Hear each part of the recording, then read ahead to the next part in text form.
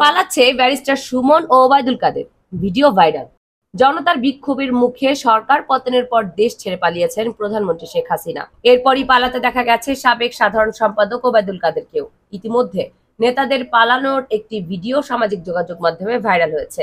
বিমানে থাকা একটি ছবি সামাজিক যোগাযোগ মাধ্যমে ভাইরাল হয়েছে। সেখানে দেখা যায় বিমানের সিটে বসে আছেন ওবায়দুল কাদের। তার বাম পাশের সিটে দেখা যায় এক নারীকে। ওই ফ্লাইটে আরো একজন যাত্রী ছিলেন। ভাইরাল একটি ভিডিওতে পালিয়ে যেতে দেখা যায় ব্যারিস্টার সুমনকেও। তবে এই ভিডিওটি কখনকার তা এখনো নিশ্চিত করে জানা যায়নি। তবে তিনি যে পালিয়েছেন এটা নিশ্চিত। কামরুন নাহার রাখি, কেএনআর মিডিয়া।